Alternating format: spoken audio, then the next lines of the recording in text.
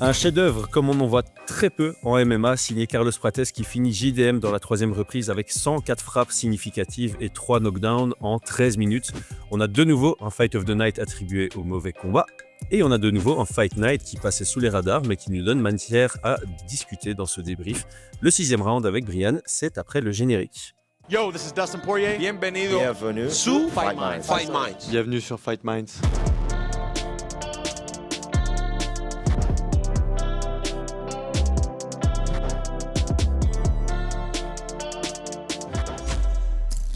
Cet épisode est sponsorisé par Onae, parce qu'après un gros entraînement, chaque athlète mérite une bonne douche. Onae est la marque de référence pour les gars solides, savon fait à la main à Marseille, bourré d'ingrédients actifs. Toute l'équipe Fight Minds a testé, toute l'équipe Fight Minds a approuvé, toute l'équipe Fight Minds vous le recommande. Cette année, ils sortent leur gamme de parfums inspirés par leurs savons les plus commandés. À l'image de leur savon, c'est sans ingrédients douteux et très plaisant pour vos sens olfactifs et ceux de vos proches. Foncez sur notre lien en description et profitez de 10% de réduction avec notre code FIGHT10. Carlos Prates, masterclass. Et franchement, quel kiff. Un premier round où personnellement, je trouvais que ça pouvait être compétitif, puis Prates a juste roulé sur JDM. Qu'est-ce que tu retiens de sa prestation XXL ? Bah moi, je ne partage pas trop l'avis général de masterclass, combat incroyable, etc. personnellement. Tu trouves que c'est JDM qui a été mauvais ? Je trouve que c'était catastrophique. Alors, il a été très bon, mais voilà, il a fait ce qu'il savait faire, tu vois. Moi, il m'a pas étonné, Prates, mais il y a quand même beaucoup de choses. On va parler sur Cell Kill. J'ai beaucoup plus préféré la performance de Cell Kill, qui passe à l'oubli, ou entre guillemets, tu vois, qui me donne beaucoup plus d'informations sur le futur que ce qu'a proposé Prates, tu vois. Ok. Donc, J'aimerais que tu ailles à l'encontre. Ouais, alors, tout le monde s'enjaille, et puis on leur donne deux, trois noms, et là, tout le monde dit, ouais, non, on va éviter que Prates prenne un tel ou un tel ou un tel, tu vois. Parce qu'il y a des réponses qui n'ont pas été répondues. Pour moi, franchement, il a fait. J'ai regardé 2 fois le combat. Ouais. La première fois, j'étais vraiment, je vais pas dire frustré, mais je trouvais que c'était nul de la part de Jack, mais vraiment nul, et il va falloir qu'on en parle. Ouais. Et j'ai regardé une deuxième fois en me disant, bon allez, tout le monde dit que Prates, il a fait une dinguerie, masterclass. J'ai regardé une deuxième fois, et c'est compliqué de pas voir les mauvais choix de Jack Della Maddalena, tu vois, même en se concentrant sur Prates.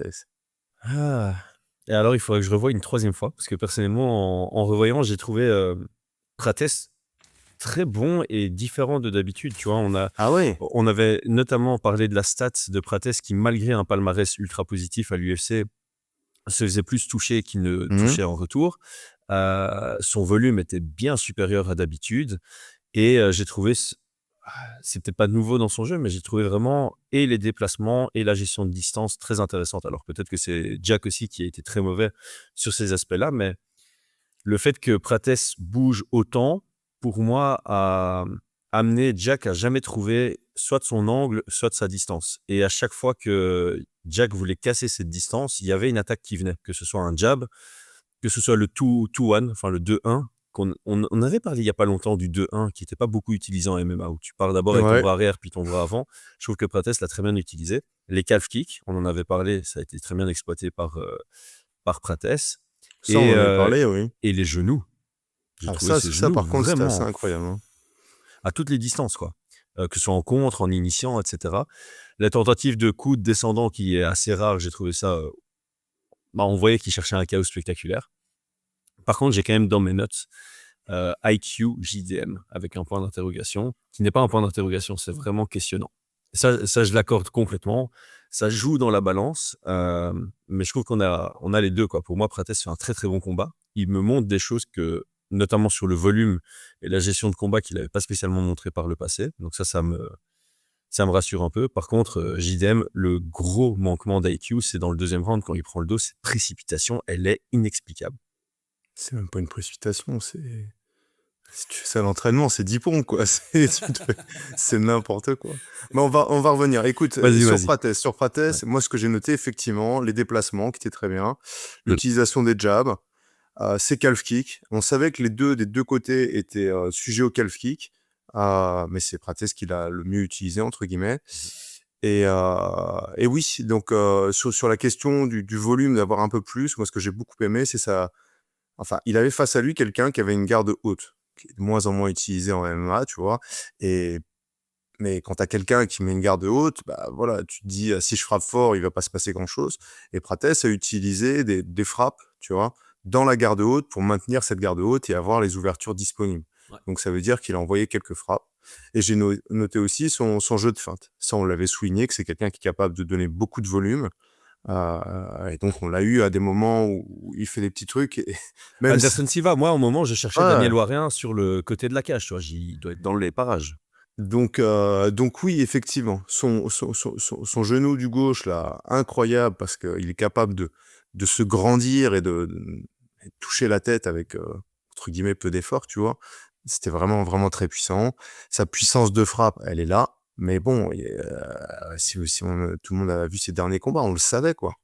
On le savait qu'il frappait fort, que c'était un danger public, clairement, et qu'il fallait pas échanger avec lui. Leon Edwards, ça m'a fait les frais, tu vois. On savait que, et je pense pas sur l'analyse qu'on s'est dit, ouais, enfin, j'ai pas souvenir de m'être dit, ouais, JDM, il va lui apprendre ce que c'est que la boxe anglaise ou des trucs comme ça, tu vois. Ah non, certainement pas. Nous, je pense que notre analyse, c'était... Il y a de fortes chances que Jack doive utiliser la lutte. Ah, mais pour Et moi, il y avait si pas de Jack forte gagne chance. debout, on avait dit que c'était un peu de s'inspirer de Yann Gary, dans le sens Du où volume. il fallait être très prudent debout, donc avoir une priorité sur ne pas prendre les grosses frappes et gagner au volume. Et là, Ouais. c'était ni l'un ni l'autre, parce qu'en fait, il perdait au volume et en plus de ça, il prenait les grosses frappes.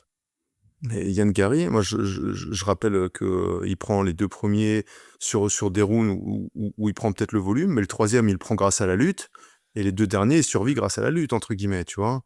Il prend le 4e grâce à la lutte et il survit dans le 5e. 4e, il le prend aussi? Non, je crois qu'il prend 1, 2, 3, hein, Ah de ouais? mémoire. Non? Je sais plus.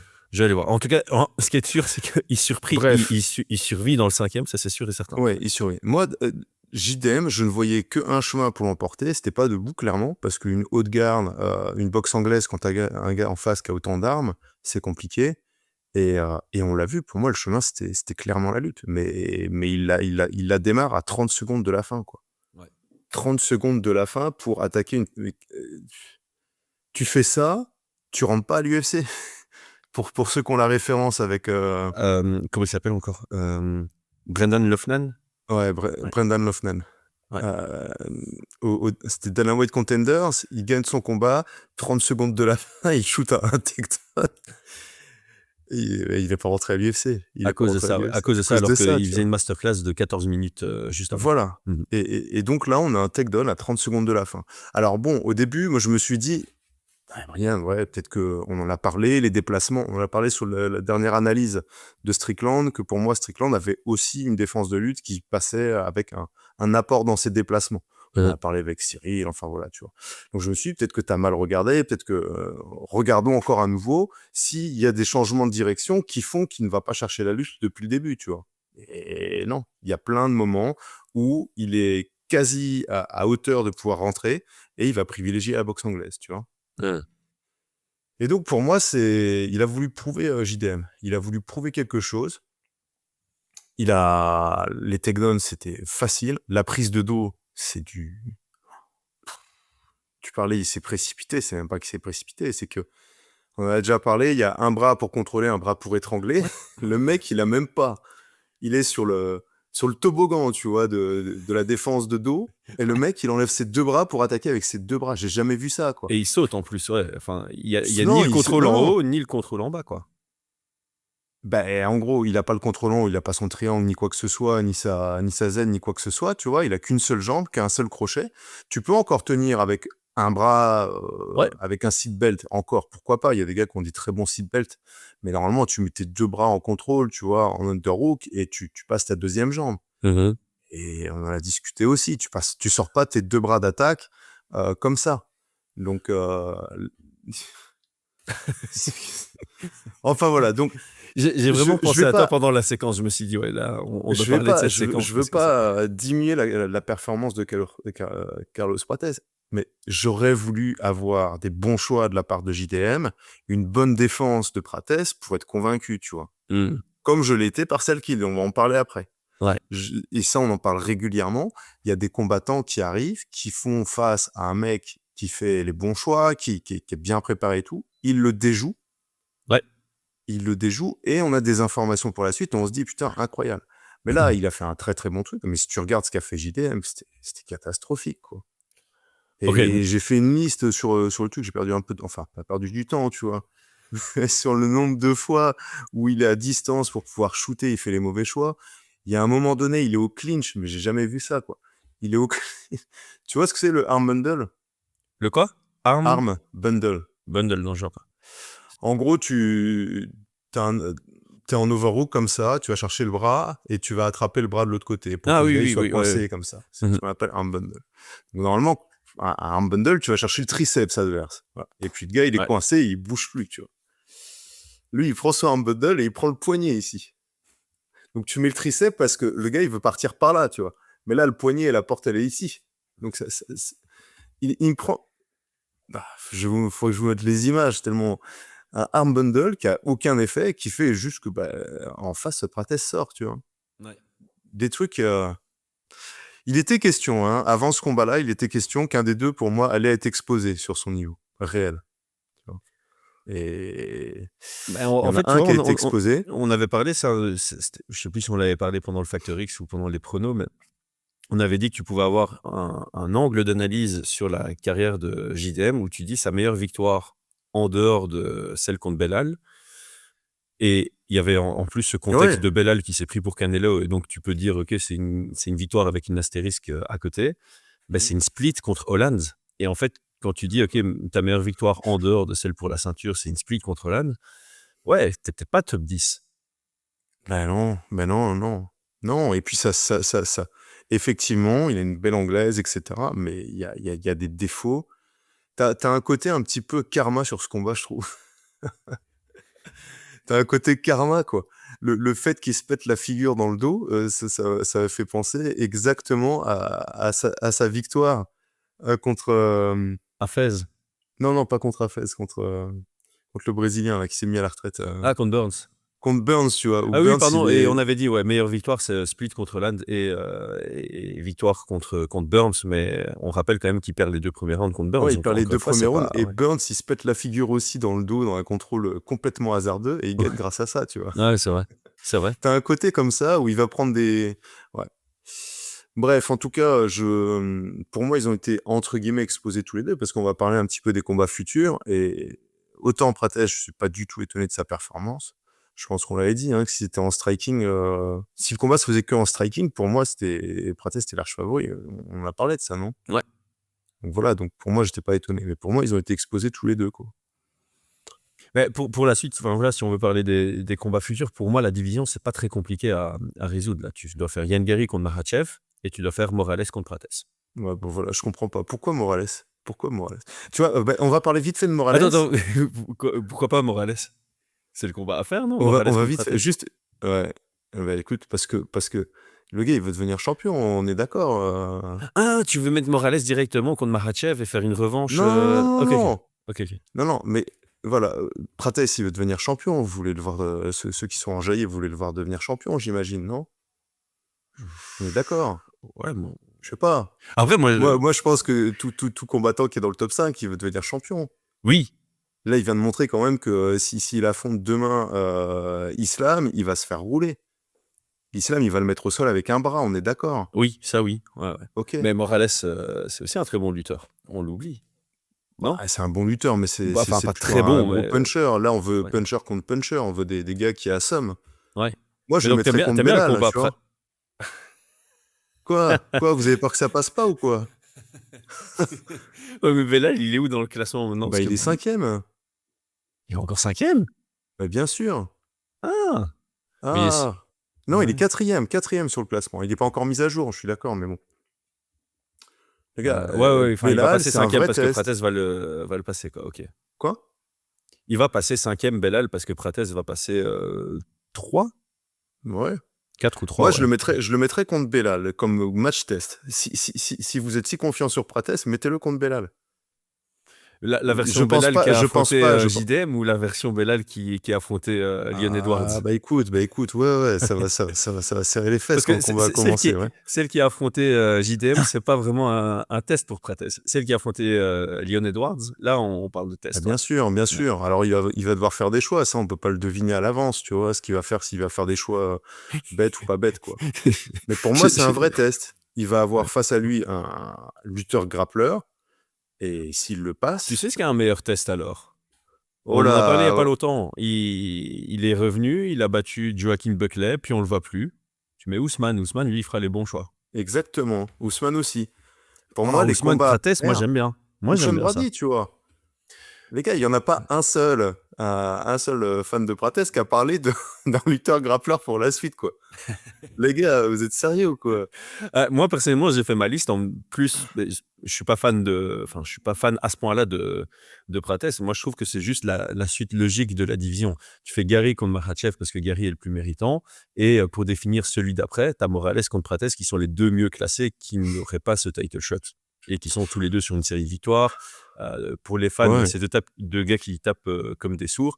Par contre, effectivement, tu fais un Morales contre Prates, ça répond pas à la Mais non, question de ce que ça vaudrait contre Makhachev dans les gars, l'optique moi, où Makhachev faut. passe Gary, et il sera favori contre Gary. Ouais. Mais bien sûr, moi, faut me hyper sur un combat pour le titre. Et il faut le tester sur un lutteur grappleur, voir un petit peu comment il défend, tu vois. Et ça va être intéressant quand on va parler de ça le film.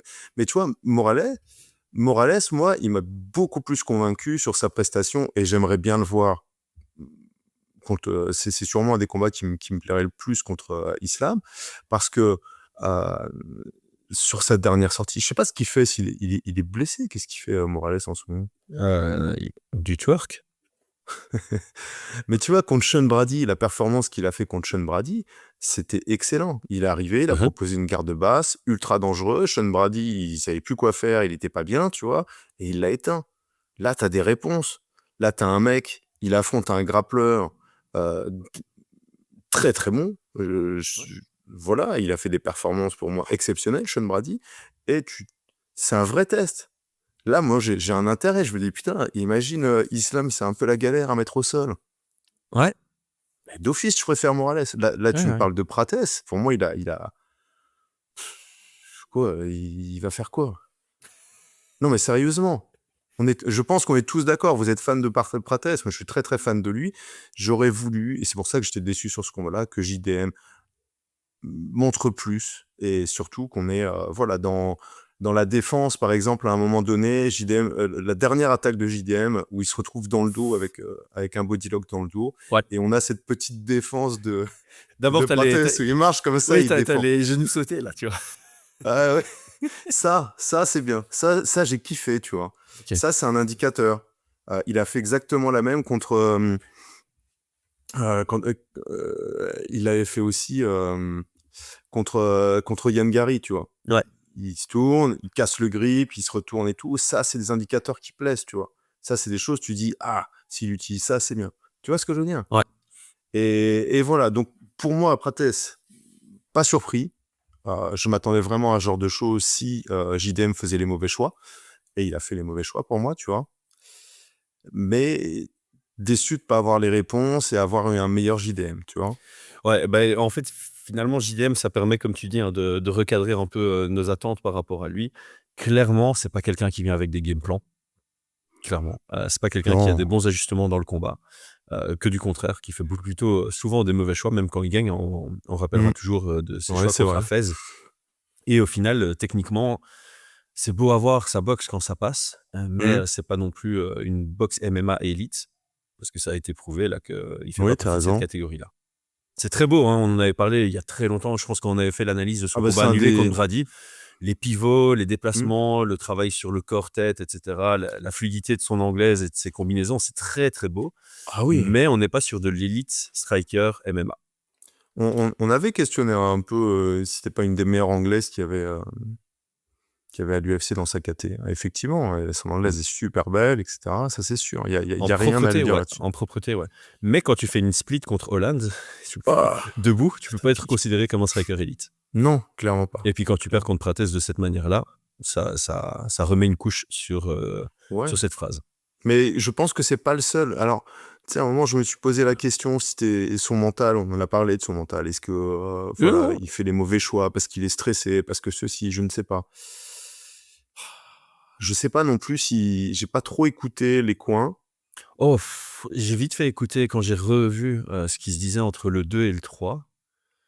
L'instruction C'est globale, brouillon. c'est il fatigue, il fatigue salement. Ah, je suis d'accord, Et puis c'est tu vois éclaté. la caméra sur Ah Prates, ouais, putain, il it's prend des grandes tired. respirations, Et là, tu fais mais quoi? ça Comment ça, va, il est tu vois. fatigué? Il est pas fatigué, le type? À quel moment tu dis ça? Il est en train de te frapper comme un camion, mon gars. Il y a pas, enfin non, c'est Mais pas une alors, je sais instruction. pas, hein, mais j'ai eu des échos, je sais plus si c'est un élève qui m'a parlé de ça, que le coin avait demandé de venir au game plan, de mettre au sol ou je ne sais quoi, tu vois? Ah, j'ai pas souvenir d'avoir entendu ça. Mais, Moi non plus, tu vois? Mais, est-ce que le game plan, c'était ça? Si c'était ça, c'était très mal exécuté, tu vois? ouais, c'est ça. L'idée est bonne, mais si l'idée est bonne et que l'exécution est mauvaise, ça sert à rien. Et puis, voilà, moi j'ai référencé 3, 4, 5 moments où il était à distance de hanche pour prendre le double et il est pas rentré dedans. Il a privilégié la boxe, tu vois? Mmh. Il y a même un moment où il commence à mettre la pression parce qu'on en a pas parlé, mais, heu, JDM commençait bien quand il mettait la pression, tu vois? Ouais. Et Bah, on sait pas pour quelle raison, hop, il relâche la pression et il boxe, sur le pied arrière, tu vois? alors moi, en regardant le combat, ce qui s'est passé, c'est au bout de la moitié du premier round, j'étais là, c'est compétitif. Parce que les deux, enfin la première moitié du premier round, tu avais effectivement JDM qui mettait la pression, ça échangeait des calf kicks, les deux remplaçaient. Ouais. Prates n'avait pas encore mis une grosse frappe particulièrement, donc j'étais là, vraiment, on est parti sur un qui met la pression et c'est ce qu'il doit faire. Les calf kicks, c'est des deux côtés. Ça va boxer à intensité contre volume, donc c'est vraiment ce à quoi je m'attendais. Puis pendant 2 minutes, Prates commençait à ouvrir son jeu et je suis c'est chaud. Les 30 dernières secondes, on a un peu rigolé du takedown de JDM, mais moi, ce que ça m'a indiqué, c'est en fait, JDM, là, il vient de remarquer que c'est facile de le mettre au sol et il va faire ça dans le deuxième round. Et en fait, dès le moment où il a perdu le dos, j'ai fait OK, c'est fini, tu vois, ça sert plus à rien. Non, Le mais combat est terminé, quoi. tu as vu que donc il met au sol facilement. Tu te dis: «Bon, bah, c'est parti». Tu as vu qu'à un moment, il commence son round en faisant une feinte de takedown? Je l'ai même pas vu. Tu as pas vu? Il Non, fait genre comme ça, mais comment ça, c'est quoi ça, j'ai même pas repéré la feinte. Et l'autre et tu as Prates qui le regarde et qui fait la même chose pour se foutre de sa gueule. Ah, j'ai Regarde là. même pas relevé, j'ai même Ah pas relevé. s Écoute, par contre si, il y a une mise au sol de JDM qui était très, très belle. C'est dans le deuxième, je sais plus. Il rentre en double leg et il se retrouve avec un overhook sur une des jambes et il va crocheter avec sa jambe l'autre pour récupérer son double leg. Ouais. C'est assez fugace, hein, comme moment, mais par contre, ouais, c'était très, très bien exécuté et ça je l'ai noté, j'ai trouvé ça très, très bon. OK, donc il y a quand même quelques petites bonnes choses à relever. Ouais, Alors, sur ce passage-là, ouais, je me suis dit: «Putain, c'est osé, mais c'est passé», tu vois? j'ai juste clôturé sur le sujet parce que, allez, je trouve ça assez intéressant, mais à un moment, il y avait des rumeurs de Prates contre McGregor pour le retour de McGregor. Je pense Oh que là, McGregor, il va choisir quelqu'un non. d'autre. Après, c'est pas un combat qui m'intéresserait particulièrement parce que ça fait gaucher contre gaucher. Moi, j'ai envie de voir, si on doit revoir McGregor, j'aimerais le voir en combat garde ouverte. Ah oui, oui. Oui, je suis d'accord. Et d'ailleurs, un petit truc aussi de Prates qui m'a bien plu, c'était dans le deuxième round et je pense que c'est à ce moment-là où j'ai dit: «OK, le combat va vraiment aller dans le sens de Prates», c'est on est en garde fermée. Prates envoie un calf kick qui fait mal à JDM. JDM passe en droitier, on est en garde ouverte, il envoie direct un middle kick qui passe. Mmh. Prates. Et c'est un bête détail, mais c'est le genre de truc où j'aime beaucoup. Donc ça, j'avais vraiment bien Mais apprécié. Prates, il est bon moi je le trouve bon en garde ouverte, hein. Ouais. Contre des gauchers, je le trouve très, très bon. Je sais pas s'il y a En beaucoup garde de fermée, gauchers, tu veux dire? hein? En garde fermée, du coup, tu veux dire? Non, non, non, excuse-moi, je t'ai dit des bêtises. Ouais, tu raison. Il est bon en garde fermée, ouais. Je trouve que c'est un gaucher qui est bon contre les gauchers aussi. Ouais, il est bon partout, en fait. Partout, ouais. Ouais, totalement. Parce que ce genou-là, ce genou du gauche, ce genou arrière, il était préparé, tu vois? Ouais. Il le je vais pas dire qu'il le tente, mais au premier round, après les premiers échanges, il monte son genou. Mmh. La distance est pas bonne, mais tu sens que voilà, il l'avait. Ouais. Et je veux juste faire quand même un petit point, parce qu'il y en a, ils vont me dire: «Ouais, t'as allumé Prates». Il y a enfin, j c'est quand même très, très fort, quoi. Ah, C'est quand même très, très fort. Voilà, ne pensez pas il y a quand même des mais gens qui auront déjà commenté. et qui auront Oui, peut-être bah bien quitté la sûr. vidéo. Il Donc, y il en faut a qu'ils qui sachent. commentent avant d'avoir écouté la vidéo, Ah tu oui, vois. bien Alors, en sûr, bien fonction sûr. du titre que Ouais, tu vas tu sais mettre là. quoi, je vais mettre sur la thumbnail, je vais mettre une grosse photo de Prates et je vais mettre pas si terrible que ça. Et Ah, ah bah là, ça va y aller, ouais, quoi. ça va faire des Non, vues. non, non, C'est ça pas va y mal. aller. On a trouvé le truc. Mais ouais, mais voilà, comprenez juste ma frustration qu'il y a des réponses que j'ai pas eues. Tu viens de parler de McGregor, tu vois, McGregor, on a eu le Chad Mendes, tu vois, le combat contre Chad Mendes, qui était un lutteur. Donc, c'est vrai que comment ne pas être hypé quand il a affronté Nurmagomedov? Parce qu'on avait quand même ce genre de réponse un petit peu en avance. C'est ça, exactement. Ouais, On s'était dit, très bon putain, point. Très bon point.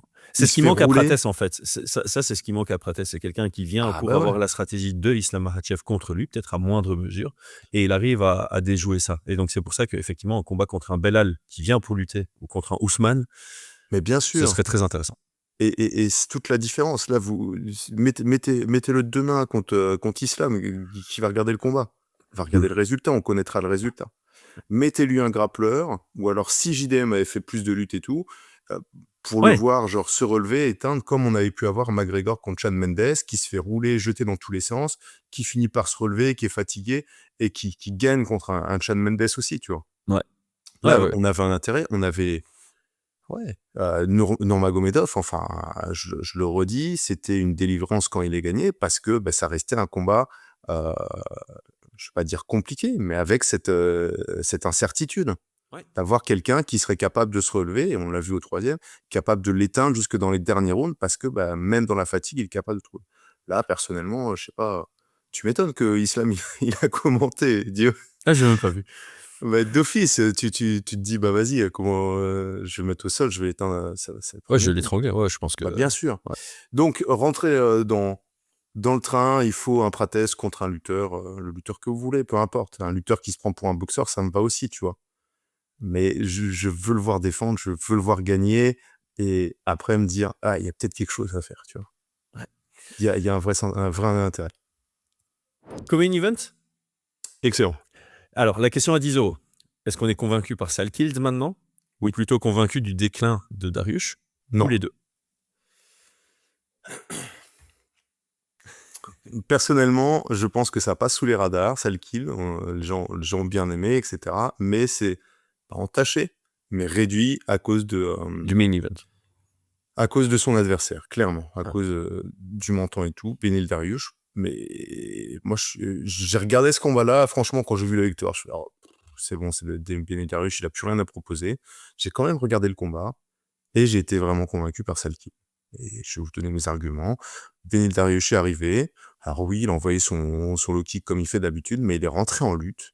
Il a attaqué pour de vrai, il a mis au sol, il a fait des belles entrées, et on a un Salki qui est resté concentré, à défendre, à faire du bon boulot, avec des mauvais choix à deux moments, parce que c'est lui qui initie la lutte. Oui. Il se reprend à un moment parce qu'il descend, et puis il fait demi-tour pour boxer, tu vois. Mais c'était pas une feinte, c'est genre il a voulu descendre dans les jambes, et puis il s'est dit, ah ben non, c'est pas par là mon chemin de victoire, tu vois. Mais il a résisté à la tentation, tu vois. Ouais, il a eu la justesse d'esprit à ce moment-là de se dire non, non, non, non. Il l'a pas fait au premier, et Ouais. tu vois, il y a son petit démon, parce qu'on en a déjà parlé que des fois il faisait des mauvais choix, tu Ouais. vois. Et là, dans le combat, il se dit, ah, vraiment, et il revient. Donc ça m'a plu. Sa défense, elle était très bonne. Oui. Que dire sur la défense? Parce qu'on a un Beneil Dariush, on est d'accord, il a plus de menton. Mais il a quand même de la lutte, il a toujours été exceptionnel là-dedans. Son Et il a grappling. voulu lutter, hein, il voulait le mettre au sol, et je trouve que Ah Salkild, ouais. il a vraiment donné son énergie pour pas se retrouver dans une position dominée. Non, non, non. Alors,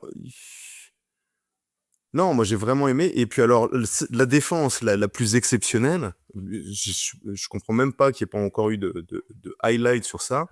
C'est... Ouais, parce que moi je l'ai noté, c'est le petit move à la fin, quand t'as Dariush qui est sonné, qui vient mettre sa tête à l'intérieur, donc il prend la single, il met sa tête entre les jambes de Beneil pour la mettre en sécurité. Et puis le step over, le pivot et la frappe qui suit, c'est superbe. Ah ouais. Superbe. Ça, c'est alors, il y en a qui appellent ça, si vous cherchez le nom de la technique sur YouTube, c'est Houdini Step. Certains l'appellent comme ça, le Houdini Step. Ah bah écoute, je cherchais le nom, je ne connaissais pas, donc merci, parce que vraiment magnifique. C'est une technique que normalement t'enseignes pas, tu vois. C'est un peu une technique instagrammable, entre guillemets. Ouais. C'est une technique, normalement, quand quand tu as quelqu'un qui est à l'intérieur, sur le backdoor ou sur le low single leg tête intérieure, tu vas plutôt attaquer, contre-attaquer avec un Triangle? ankle pick ou des choses comme Ah, ça, ok. tu vois. J'étais Et parti sur un triangle, moi. Non, triangle inversé. non, non, non, Tu non, fais pas bah ça. non, parce que là, non, non, il y a trop d'espace au niveau Ok. des jambes, tu vois. Mais le Houdini Step, je l'ai déjà vu. Moi, personnellement, j'enseigne pas euh, parce que je me dis que ça fonctionne pas, tu vois. Bah là, Putain, là, le voir passer en combat de cette manière-là. je crois que tes élèves qui nous écoutent mardi, vous savez ce que vous allez voir avec Brian. Non, je pense pas. Personnellement, je l'ai encore jamais vu à très très haut niveau Là, c'est contre un mec Sonné. qui est sonné et tout. Mais l'exécution a été magnifique. Euh, Ouais, franchement, c'était incroyable. Donc moi, ça m'a super bien convaincu, vraiment bien, et notamment sur ses choix. Hein, il a changé un petit peu de choix sur sa défense face à quelqu'un qui venait vraiment pour lutter et grappler, qui a obtenu des takedowns. Clairement, il a fait des mauvais choix, mais ça, on en parle à chaque fois. De prendre un body lock dans le dos, faut arrêter avec ça. Faut arrêter. Il faut que les combattants ils arrêtent avec ça, de prendre des body locks. Ça tient pas, ça s'ouvre facilement. Tu perds ta position, tu vois. Il y a combien qui se font récupérer la position comme ça. Ils doivent à un moment donné, voilà, s'influencer des meilleurs, quoi. Ceux qui perdent pas leur position, ils vont sur le 2-on-1, ils vont chercher le bras ou ils passent des crochets sur les jambes, tu vois. Mais en tout cas, voilà, moi j'étais très très surpris j'étais content de voir Dariush chercher la lutte, chercher le grappling, et très très surpris par la défense de Salkill, et voilà, j'étais pas complètement convaincu par ses premières performances, déçu un petit peu par l'opposition parce que je me disais que voilà, il était vieillissant en face et que Ouais. ça allait être une victoire parce que Dariush allait faire les mauvais choix parce qu'il a pas de menton. Mais voilà, j'ai eu des très bonnes réponses et j'ai hâte de voir la suite. Bah, en parlant de la suite, Gamrot me plairait bien pour Salkills. Un Bon, petit peu en tôt. termes de test. Hein. Ouais, je trouve que c'est un peu tôt. Sinon, tu fais quoi Sinon, il suit les traces de baiser, tu vois. Tu viens de battre Dariush, tu prends Hooker. Ou bien il y a Ruffy. Ou bien Ruffy? Ah, Ruffy, ouais, Ruffy, c'est pas mal. J'aime bien, moi, sur ce genre de profil, tu viens de passer un lutteur grappleur, tu prends plutôt un striker, etc. Surtout que Salkill, c'est un profil assez complet, quoi. Ouais, parce que Salkill, sa victoire contre Ashmouz, c'est avec 8 takedowns, je pense. Et donc, ouais, contre Ruffy, on pourrait le voir soit décider de rester en pied-point, soit de se dire, OK, je suis plus complet que lui, moins striker que lui, je vais venir le lutter. Donc, ce combat-là peut m'intéresser pour un peu voir l'approche stratégique que pourrait avoir Salkill et son exécution. Sinon, Gamrot, parce que ce serait totalement l'inverse, il retomberait face à un gars qui viendrait le lutter, probablement, et qui est pas si mauvais que ça debout. Et donc, ça pourrait être un combat qui m'intéresse aussi. Je suis peut-être d'accord sur c'est un peu trop tôt, mais à un moment, tu rentres dans le top. Il va être proche du top 10 lightweight. Donc voilà, il n'y a plus de cadeau non plus. Ouais, ouais. Ça, Dariush, on peut voir ça comme son cadeau pour rentrer pour s'installer vraiment proche du top 10, quoi. Ouais, donc là, il prendrait la place 12. Certainement, ouais. Ruffy combat en juillet, c'est ça? Ah oui, juste, Ruffy combat déjà Bon, c'est contre pas Chandler. grave, Mais hein, bon, c'est pas une victoire qui te fait monter dans le classement. Hein. Moïcano, mais ça reste. Je trouve que contre Moïcano, ça ferait deux profils un peu similaires de suite, comme ça. Ça m'apporterait pas grand-chose en soi. C'est-à-dire bah, il vient de prendre Benil Dariush, qui est un vétéran relativement complet, plus grappleur. Et ouais, après Moïcano, c'est vrai que Moïcano, il vient de soumettre Duncan, quoi. Donc c'est assez. Ouais, alors Moïcano, je suis pas sûr qu'il accepterait, mais bon. Et Dan Hooker, il est booké contre qui? Il est pas booké, je pense. Hein. C'est vrai? Ouais. Ouais, bah, il pourrait suivre les traces de Benoît, clairement. En tout cas, ou alors il faut qu'il regarde un petit peu derrière lui, tu vois, je sais pas. Je sais pas s'ils vont vouloir... Le vainqueur entre Ziam et Nolan. Cove Fernandez, j'ai pensé à lui avec les calf kicks de Prates. Je me dis, mais en fait, il est où, Cove Fernandez? Moi, il me manque un peu, là. J'aimerais le revoir combattre. Ouais. À voir. Et soit ils continuent à le faire monter tranquillement, je pense que ça va être le choix, soit ils doivent ils vont faire affronter un petit peu les prospects, quoi, entre Ouais. eux.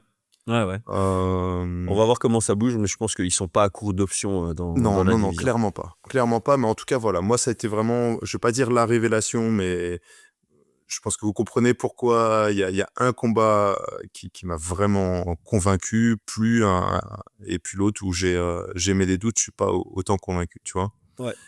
Mm, mm. Alors, avant de passer à la suite, on va faire un peu de transparence. Donc, toi, tu étais fort chargé hier avec entraînement, plus tu es allé coacher. Donc, ce matin, t'as pas eu, tu viens de me dire que tu n'as pas eu l'occasion de tout voir. J'ai quand même parlé du combat juste avant celui-ci. Donc, pour moi, c'est mon Fight of the Night et de très, très, très loin. Tim Elliott contre Steve Erceg. Voilà, j'ai pas donné toutes les infos, mais pour moi, il y avait tout pour me plaire. Donc, il y avait deux styles très différents, deux approches du pied-point qui étaient vraiment opposées, on va dire. Il y avait de l'engagement, les deux sont venus pour combattre.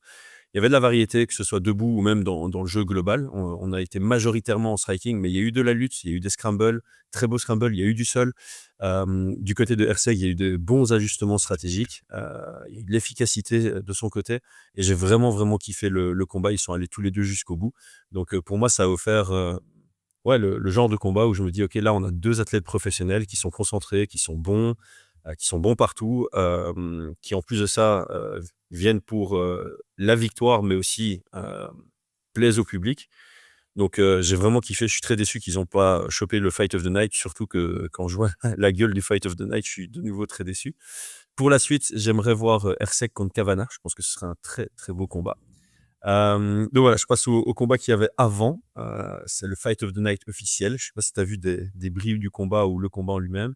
C'était Perisic. Moi, j'ai vu le combat juste avant, c'était pas Marwan Raiki avant? Non, ça c'est encore. Ah, ou alors je me trompe d'ordre. Non, je suis sur Tapologie, je sais pas du tout. Hein. Attends, je sais plus dans quel ordre c'était. Ah oui, non, t'as raison. Marwan Raiki, c'était juste avant. Le combat, le Fight of the Night, c'est encore avant. Donc, Raiki, t'as regardé, hein? Ouais, j'ai regardé. Voilà, l'opposition. Ouais, c'est ça le truc. C'est très beau ce qu'il a fait Raiki. Je trouve que le combo de fin est superbe.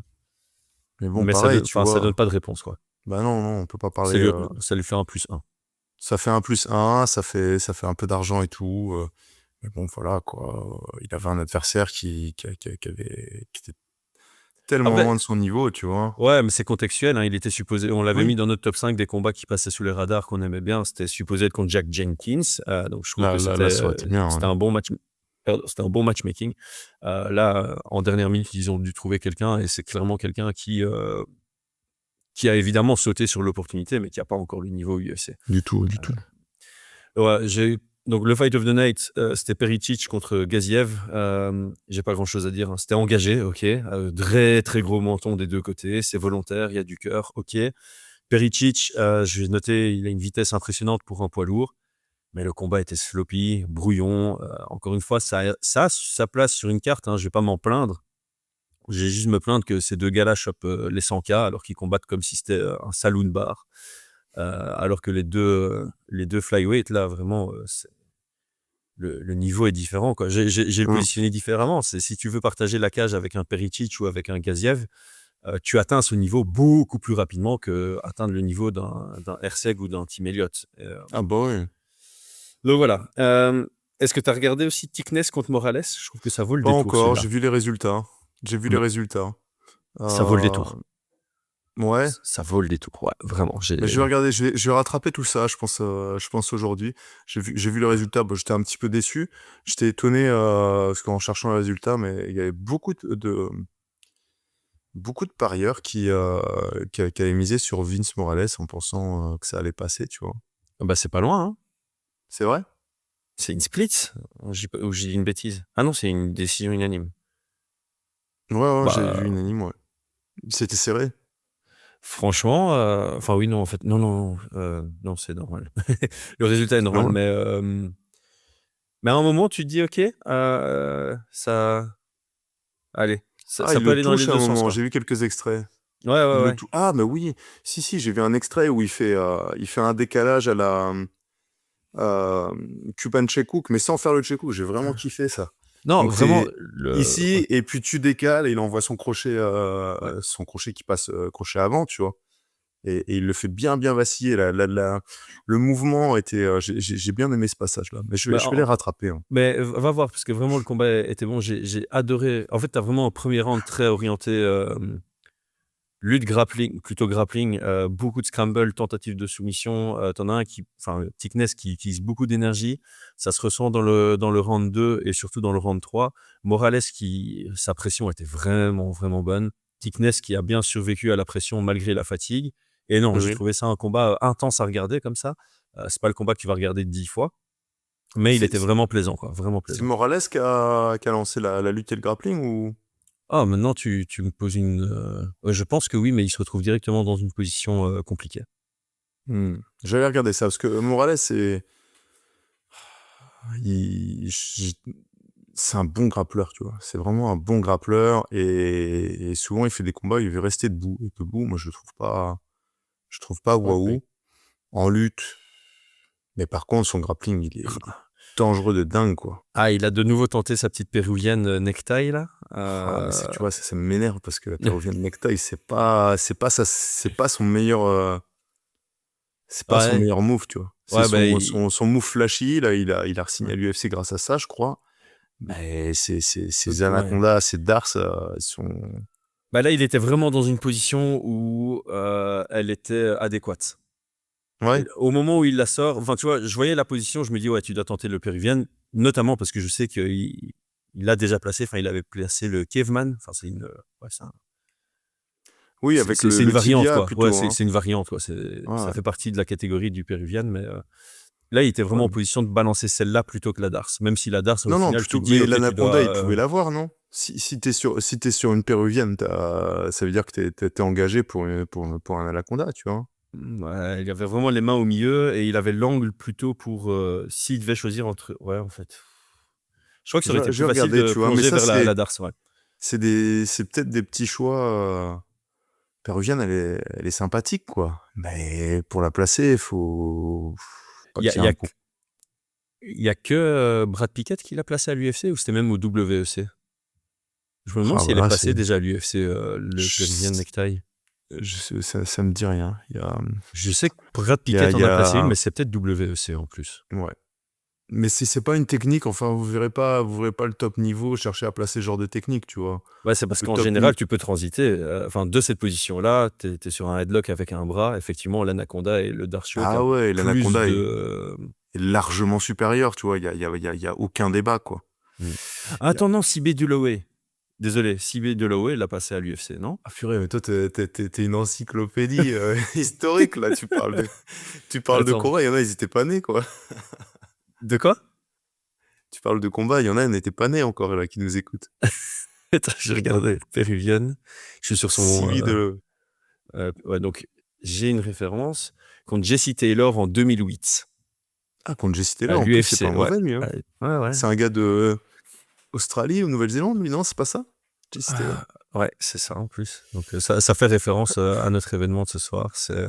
Ah non, américain, Jesse Taylor. On confond avec quelqu'un d'autre. Jesse Taylor, il avait pas... Ça me dit quelque chose. Il avait fait n'importe quoi au The Ultimate Fighter. C'est pas lui qui s'était fait virer pendant le... Non. Si, c'est tellement... Ah oui, il était sorti en boîte et il a... Ouais, attends, c'était pas ça. Il était sorti en boîte au The Ultimate Fighter, puis il avait dit que c'était un combattant UFC alors qu'il était complètement bourré. Dana White n'avait pas aimé, donc il avait viré alors qu'il avait gagné. Ah, attends. Il avait gagné ses 4... Ouais. Ouais, c'est ça. Il devait être en finale et il a pas fait la finale du The Ultimate Fighter en 2008. Je crois que c'était un truc comme ça. Prenez avec des pincettes. Pas que ce soit super important, quoi. Et sinon, un truc que tu dois regarder aussi, c'est le tout premier combat de la soirée. Jesse Taylor, juste pour la petite référence, il avait perdu contre Gaël Grimaud. Tu vois qui c'est Gaël Grimaud, le français? Oh, purée. Aussi, Cage Warriors. Gaël Grimaud avait gagné la ceinture. Un petit coup à lui, je sais pas s'il nous écoute. Mais il a gagné la ceinture du Cage Warriors. Et contre Jesse Taylor. Alors que c'était... Jesse Taylor, c'était KSW. Il était déjà passé à l'UFC. Ah ouais. Il a fait The Ultimate Fighter. Et... Il était passé au Strike Force contre Rockhold. Ah ouais. Donc, pour la petite référence, Gaël Grimaud, qui est un combattant de La Réunion. Ouais. et qui avait, enfin, moi, franchement, j'ai su toute sa carrière, ça fait partie des combattants français que, voilà, que j'ai vu combattre, que j'ai suivi jusqu'à sa ceinture, quoi. Bref. Magnifique. On a bien dévié, là. En fait, moi, il me reste qu'un truc. Pour moi, il faut aller voir le tout premier combat. Il y a un petit heel hook qui est très, très sympa de Cody Steele. Il est très sympa pour trois raisons. La première raison, c'est qu'il utilise offensivement des coudes sur la cuisse, que je trouve très intéressant parce qu'il a un super contrôle de la cuisse de son adversaire. Il utilise extrêmement bien ses leviers et ses frames pour éviter de prendre des coups. À la limite, c'est lui qui les place plutôt. Et puis, la manière dont il va finir le heel hook il expose son dos. Il expose pas vraiment son dos parce qu'il sait que son adversaire ne va pas aller le chercher, mais il vient vraiment isoler la cheville. C'est superbe. Donc, l'utilisation des coudes sur la cuisse, les frames et leviers pour pas se faire toucher en grande pente, parce que quand tu attaques une jambe en MMA, contrairement au grappling, le gros risque, c'est que tu t'exposes aux coups de marteau et aux frappes. Et là, il a vraiment bien contrôlé ça. Et puis, la manière dont il finalise le heel hook, c'est absolument magnifique. Pour moi, ça va être nominé dans les soumissions de l'année. Ah, mais en plus, il était avec le Sankaku à l'extérieur, tu vois. Ouais. Ah ouais. Moi, je suis en train de regarder en même temps. Ah ouais, franchement. Oh là là là là là là. Ah ouais, non. Ah ouais, oh là là. Ah ouais. Effectivement, aller regarder la soumission, c'est. Là, tu es en train de me parler, je dis comment ça, il hook, comment ça, c'est. Impressionnant. Ouais. Qui te fait regarder, c'est effectivement les coudes partir. Donc, c'est une sorte de position 50-50, tu vois. C'est le truc un peu de merde, quoi, en grappling quand t'es en 50-50. Sauf si t'es Ryan Hall, quoi, ouais. Ouais, mais je pense qu'il va, la plupart du temps, tu cherches à placer ton triangle de jambe à l'intérieur, tu vois. Ouais. Et là, ouais, franchement, impressionnant. Ouais. Très. Vraiment impressionnant. Et je pense qu'après la petite séquence, là, ceux qui regardent encore le récap, ils vont se dire, tiens, ce serait sympa d'une fois avoir un live réac avec Brian pour regarder un événement direct. Fallait pas être en live react avec moi sur le combat JDM Fratessi, hein, purée. Justement, je me demande si c'est pas ça que les gens aiment, l'authenticité, tu vois. Peu importe dans quelle direction ça va, tu vois. Pour l'anecdote, j'étais entre les deux vestiaires au club avec des élèves en train de regarder ça sur un petit écran. Eux, y ont eu droit. Ouais, ils y ont eu droit.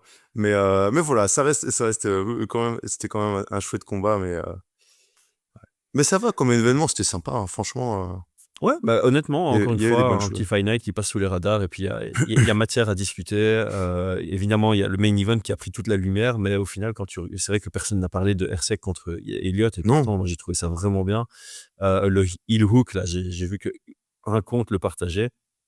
Mais il y avait vraiment pas mal de belles choses, et je pense qu'en plus, il y a eu un KO là, de Tafa où il a envoyé je sais pas combien de coudes, c'était assez violent.